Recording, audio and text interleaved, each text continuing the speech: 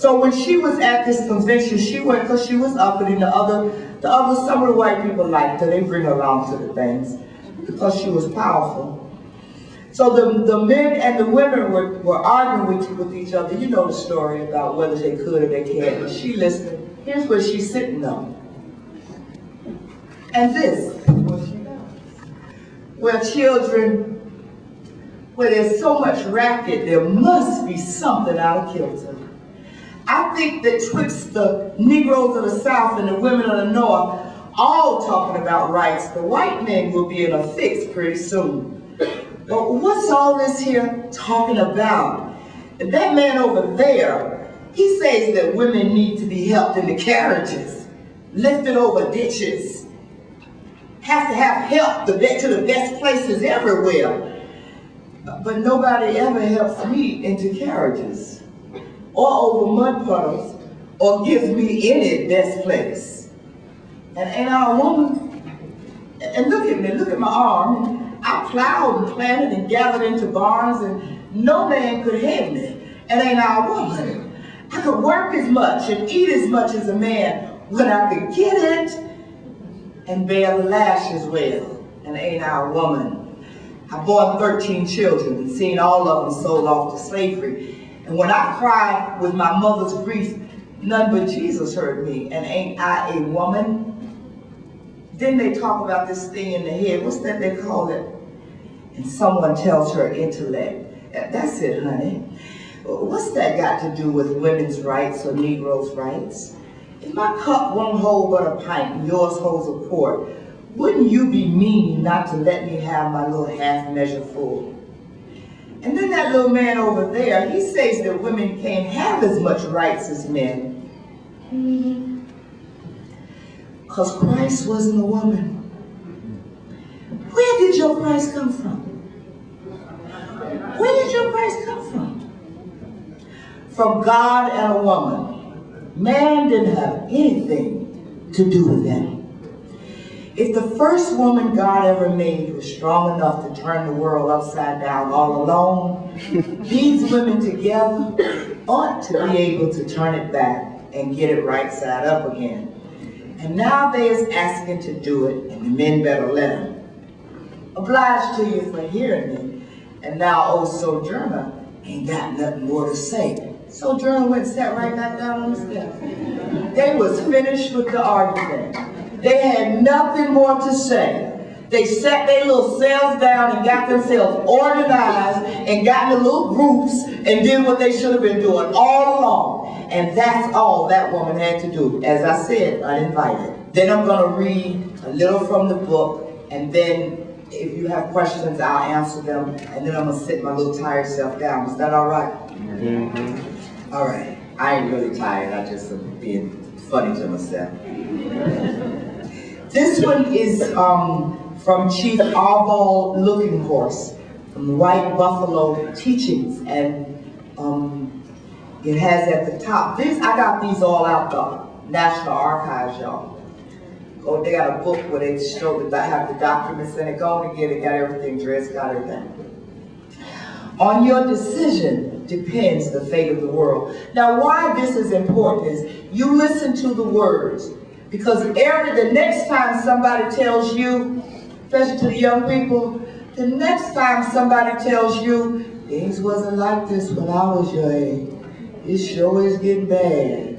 Things are getting worse and worse and worse. You remember this, because if that was so, why did this person have this to say way back then? I don't even know the date, but it wasn't in the 20th century. We are the watchers. We are the witnesses. We see what has gone before.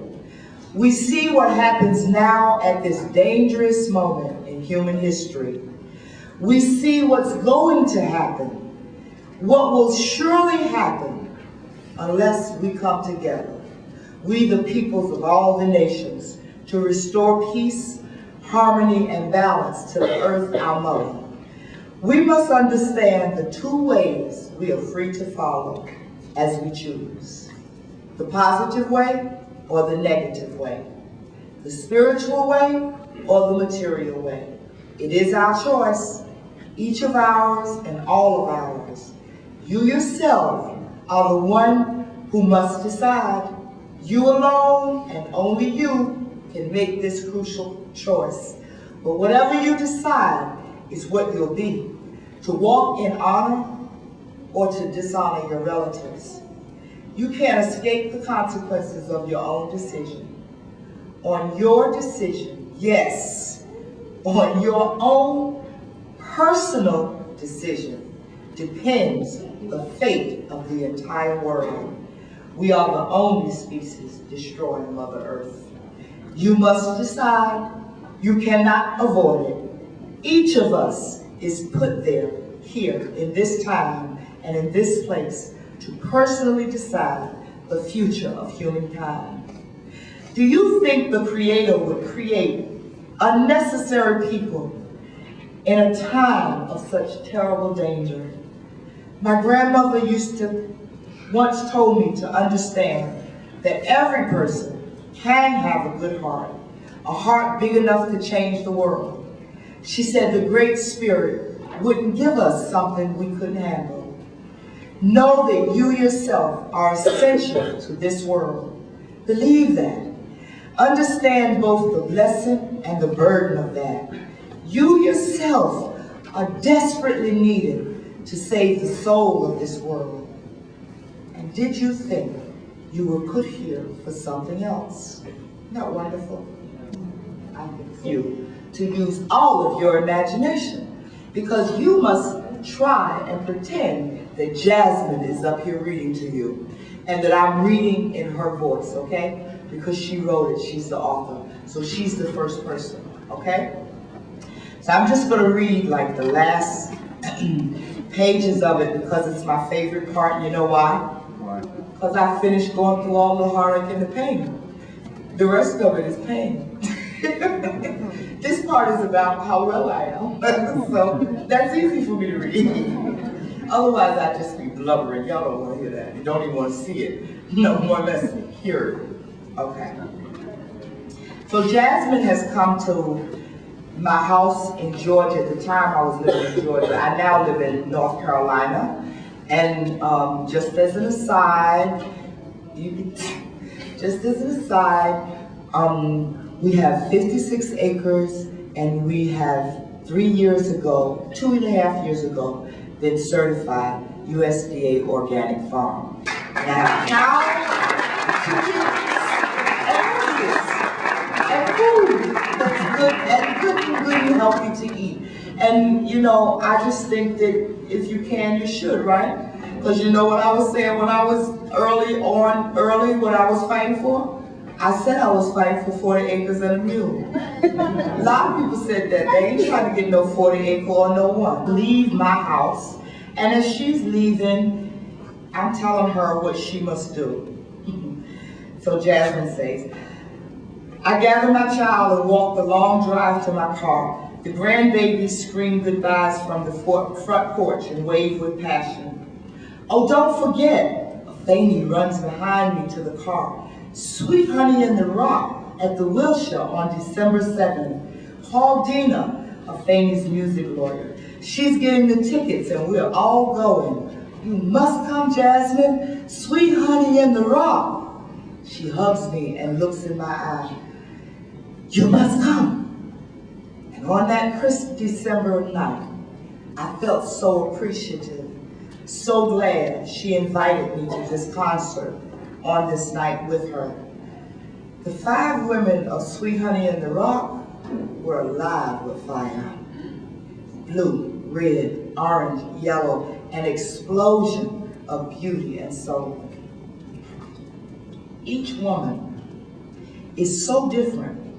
Isaye Maria Barnwell has deep chocolate, smooth, glowing skin with smiling eyes. She stands strong and grounded with high breasts and cheekbones reaching past her height.